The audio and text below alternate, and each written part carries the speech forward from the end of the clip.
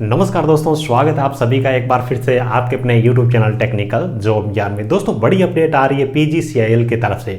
Power grid corporation of India limited Bharat सरकार की PSU company है। इलेक्ट्रिसिटी ट्रांसमिशन के फील्ड में काम करने वाली सरकारी कंपनी है। यहाँ पे वैकेंसी निकाली गई है, डिप्लोमा ट्रेनिंग के नाम से वैकेंसी निकाली गई है। ऑल ओवर इंडिया के फ्रेशर्स बच्चे इसके अंदर आवेदन कर पाएंगे। डिटेल में अपन डिस्कस करने वाले हैं। वैसे नोटिफिकेशन आपने देखा होगा, आपके पास में भी बहुत सारे यूट्यूब चैनल है तो आपको न्यूज़ मिली होगी, लेकिन कंप्लीट फॉर्म भरने का जो स्टार्टिंग का प्रोसेस है वहां से लेकर के ज्वाइनिंग तक जो भी इंपॉर्टेंट चीजें इन्होंने बता रखी है, सभी चीजों के बारे में अपन एक एक करके डिस्कशन करने वाले। नोटिफिकेशन का ऑल और निचोड़ में यहां पे करने वाला हूं। चैनल में पहली बार विजिट कर रहे हो तो सब्सक्राइब जरूर कर लीजिएगा। इसी वीडियो का डिस्क्रिप्शन में आपको हमारे टेलीग्राम चैनल की लिंक मिलेगी, उसको भी जरूर ज्वाइन कर लीजिएगा। सभी प्रकार की जो अपडेट नोटिफिकेशन आपको वहां पे मिलते रहेंगे। वहां पे इसका भी जो फुल नोटिफिकेशन है वो भी मैं शेयर कर दूंगा। फुल नोटिफिकेशन इसका आ चुका है। तो दोस्तों बात कर लेते हैं। यहाँ पे आपकी ये जो जॉब है, जॉब नेचर की बात करें तो कॉन्ट्रैक्ट बेसिस पे नहीं, आपकी परमानेंट गवर्नमेंट जॉब रहने वाली है। देखिए, पोस्ट नेम के बारे में बात करें तो जैसे कि मैंने आपको बताया, यहाँ पे डिप्लोमा ट्रेनिंग के रूप में यहाँ पे वैकेंसी निकाली गई है, जो कि 1 साल के लिए आपका स्टार्टिंग में प्रोबेशन पीरियड रहेगा। तो डिप्लोमा ट्रेनिंग के रूप में आप जाने जाओगे। जैसे आप 1 साल के बाद में डिपार्टमेंट के अंदर परमानेंट हो जाओगे तो जूनियर इंजीनियर की आपको पोजीशन मिल जाएगी। जूनियर इंजीनियर की आपको यहाँ पे पोजीशन मिल जाएगी। S1 ग्रेड की आपकी नौकरी रहने वाली है। बहुत ही शानदार जॉब है। नंबर ऑफ पोस्ट के बारे में बात करें तो यहाँ पे टोटल मिलाकर के 211 वैकेंसी यहाँ पे निकाल गई है।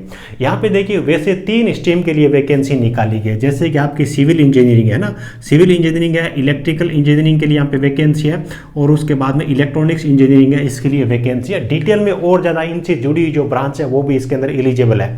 जैसे कि इलेक्ट्रिकल के लिए बात करें तो इलेक्ट्रिकल एंड इलेक्ट्रॉनिक्स वाले बच्चे आवेदन करेंगे। इलेक्ट्रॉनिक्स के लिए भी और भी बहुत सारी ब्रांच है जो कि एलिजिबल है। स्क्रीन पे मैं आपको जो इसका स्क्रीनशॉट है वो मैं आपको बता देता हूं। तो ये सभी बच्चे इसके अंदर आवेदन कर पाएंगे। जॉब टाइप के बारे में जैसे कि मैंने आपको बताया, यहाँ पे आपकी ये जो जॉब है परमानेंट जॉब रहने वाली है। सैलरी के बारे में बात करें तो स्टार्टिंग में जो आपका 1 साल का प्रोबेशन पीरियड रहेगा उसमें आपकी जो सैलरी है वो 27,500 रुपये पर मंथ के हिसाब से आपकी सैलरी रहेगी। जैसे आप 1 साल के बाद में परमानेंट हो जाओगे तो यहाँ पे आपकी जो सैलरी है वो लगभग 45,000 के आसपास में आपकी यहाँ पे पर मंथ के हिसाब से सैलरी आपकी बनेगी, और अदर फैसिलिटीज भी आपको दी जाएगी।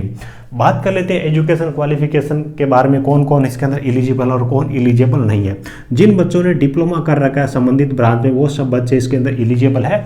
लेकिन ध्यान रखना, अगर आपके पास में BTech की डिग्री है या फिर MTech की डिग्री है तो वो बच्चे एलिजिबल नहीं है। यानी कि अगर आपके पास में डिप्लोमा है और उसके बाद में भी BTech की डिग्री कर रखी तो वो आपको शो नहीं करनी है, केवल डिप्लोमा ही शो करना है। हायर एजुकेशन क्वालिफिकेशन वाले बच्चे बिल्कुल भी इसके अंदर एलिजिबल नहीं है। डिप्लोमा वाले बच्चे इसके अंदर आवेदन कर पाएंगे। एज लिमिट के बारे में बात करें तो यहाँ पे जो एज लिमिट है वो 27 ईयर तक के बच्चे हैं वो इसके अंदर आवेदन कर पाएंगे। एज की जो कट ऑफ डेट है दोस्तों 31/12/2022, यानी कि 31 दिसंबर के हिसाब से एज है वो काउंट की जाएगी। तो आपका जो बोर्न है उसके लिए मैं आपको एक टाइम पीरियड दे रहा हूँ, जैसा कि नोटिफिकेशन में बता रखा है। तो इसके बीच में आपका जन्म हुआ तो आप इसके अंदर आवेदन करने के लिए बिल्कुल एलिजिबल हो। फाइनल ईयर एलिजिबल और नॉट, तो जिन बच्चों ने जो बच्चे फाइनल ईयर के अंदर पढ़ाई कर रहे हैं तो वो इसके अंदर आवेदन करने के लिए एलिजिबल नहीं है, क्योंकि एजुकेशन क्वालिफिकेशन है उसके लिए भी जो क्राइटेरिया इन्होंने दे रखा है डेट का 31 दिसंबर का दे रखा है। तो 31 दिसंबर से पहले पहले अगर आपके पास में सभी मार्कशीट और आपका डिप्लोमा का जो सर्टिफिकेट है वो आपके पास में आ जाता है तो ही आप इसके अंदर आवेदन कर सकते हो। अदरवाइज आवेदन नहीं कर सकते, क्योंकि डॉक्यूमेंट अपलोड जब आप करोगे तो वहाँ पे सारी मार्कशीट अपलोड आपको करनी पड़ेगी और डिप्लोमा का सर्टिफिकेट भी आपको वहाँ पे अपलोड करना पड़ेगा। तो फाइनल ईयर वाले इसके अंदर एलिजिबल नहीं है। उसके बाद में फॉर्म अप्लाई की डेट के बारे में बात करें तो इसके जो फॉर्म है आज की डेट से, यानी कि 9 दिसंबर से इसका फॉर्म है वो स्टार्ट हो गया। 9 दिसंबर से लेकर के 31 दिसंबर है ना, 31 दिसंबर 2022 तक आप इसके लिए आवेदन कर सकते हैं। फॉर्म स्टार्ट हो गया। अप्लाई करने की लिंक आपको इस वीडियो के डिस्क्रिप्शन में मिल जाएगी। एग्जाम डेट के बारे में बात करें तो इन्होंने टेंटेटिव मंथ बता रखा है, अभी फरवरी 2023 इन्होंने एक टेंटेटिव मंथ बता रखा है। तो फरवरी 2023 के हिसाब से आपको इसके लिए तैयारी स्टार्ट कर देनी है। आगे अपन पेपर पैटर्न के बारे में बात करेंगे तब आपको पता चलेगा कौन कौन सी चीज़ें आपको इसके लिए तैयार करनी है। एप्लीकेशन फीस के बारे में बात करें तो यहाँ पे 300 रुपये एप्लीकेशन फीस के रूप में चार्ज रखा गया है। चाहे आप OBC कैटेगरी से आते हो, EWS कैटेगरी से आते हो या फिर अनरिजर्व कैटेगरी से आते हो तो 300 रुपये आपका चार्ज लगेगा। उसके बाद जो विकलांग कैंडिडेट है, उसके बाद में SC ST के जो बच्चे हैं उनसे कोई भी चार्ज नहीं लिया जाएगा। उसके बाद में आगे अपन बात करें एग्जाम सेंटर की, तो एग्जाम सेंटर इंडिया के जो बड़े बड़े सभी सिटी है वहाँ पे आपको एग्जामिनेशन सेंटर मिल जाएंगे। सभी रीजन के अंदर इसके एग्जामिनेशन सेंटर इन्होंने बता रखे, जो कि मैं आपको स्क्रीन पे एक लिस्ट यहाँ पे आपको दिखा रहा हूँ। तो इनमें से एग्जाम सेंटर आप देख लीजिए। और एक चीज़ मैंने आपको बताई थी, देखिए यहाँ पे ये जो वैकेंसी है रीजन वाइज वैकेंसी है, इंडिया के सभी रीजन के लिए वैकेंसी निकाली गई है। तो आप केवल एक ही रीजन के लिए आवेदन कर सकते हो। एक से ज़्यादा रीजन के लिए आवेदन करोगे तो आपका एग्जाम में वो सेम डेट और एक ही शिफ्ट के अंदर होने वाला था। आपकी एप्लीकेशन फीस है वो बिल्कुल वेस्ट जाएगी। एक बच्चा केवल एक ही रीजन से आवेदन कर पाएगा, ठीक है। चाहे आप किसी भी रीजन से आवेदन करो, किसी भी रीजन से आवेदन कर सकते हो, लेकिन एक ही फॉर्म आपको लगाना है। एग्जाम सेंटर भी आप जिस रीजन से आवेदन करोगे, मान लीजिए कि नॉर्थन रीजन फर्स्ट वाले बच्चे या राजस्थान के बच्चे अप्लाई कर रहे हैं, तो उनको राजस्थान के अंदर ही एग्जामिनेशन सेंटर मिल जाएगा। तो आप अपना जो रीजन है उसी के हिसाब से आपको एप्लीकेशन फॉर्म सबमिट करना है। सिलेक्शन प्रोसेस के बारे में बात करें तो आपका ऑनलाइन टेस्ट होने वाला है, सीबीटी होगा, उसी के हिसाब से आपकी मेरिट बनने वाली है। कोई भी इंटरव्यू वगैरह, प्रैक्टिकल वगैरह, स्किल टेस्ट वगैरह कुछ भी नहीं है। एग्जाम पैटर्न के बारे में बात करें तो यहाँ पे आपका सिंगल एग्जाम रहने वाला है। ये जो एग्जाम है ये 2 पार्ट के अंदर रहेगा। पहला आपका पार्ट 1 रहने वाला है, जो कि आपका टेक्निकल का रहेगा। टेक्निकल के आपसे आपकी ब्रांच से संबंधित आपको 120 प्रश्न पूछे जाएंगे। प्रत्येक प्रश्न है वो 1 नंबर का रहेगा। नेगेटिव मार्किंग यहाँ पे 1/4 आपकी 4 रहने वाली है।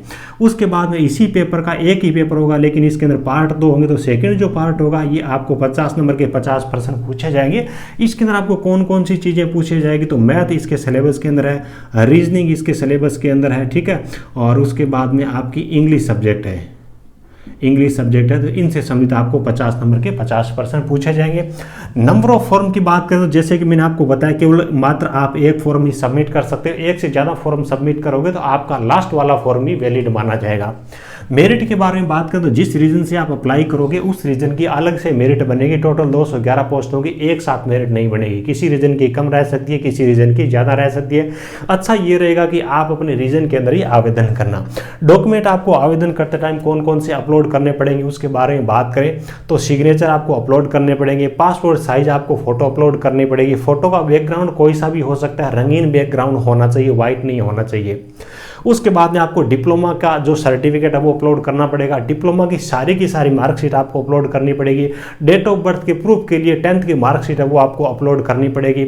और कास्ट सर्टिफिकेट जो बच्चे ओबीसी से है या फिर ईडब्ल्यूएस से है या फिर SC ST से है उनको कास्ट सर्टिफिकेट भी अपलोड करने की जरूरत पड़ेगी। तो मेरे हिसाब से आपको सारी चीज़ें अच्छी तरीके से समझ में आ गई होगी। 31 दिसंबर तक आप आवेदन कर सकते हो। एक चीज़ मैं और यहाँ पे बताना भूल गया, डिप्लोमा आपका कम से कम 70% के साथ में होना चाहिए। अगर आपका डिप्लोमा 70% से नीचे है तो आप इसके अंदर आवेदन नहीं कर सकते। जो बच्चे ओबीसी कैटेगरी से आते हैं या फिर अनरिजर्व कैटेगरी से आते हैं या फिर ईडब्ल्यूएस कैटेगरी से आते हैं, बाकी SC वाले बच्चे जो ST वाले बच्चे हैं वो 65% के साथ में डिप्लोमा है तो भी वो आवेदन कर पाएंगे। तो उम्मीद है कि सारी चीज़ें आपको अच्छी तरीके से समझ में आ गई होगी।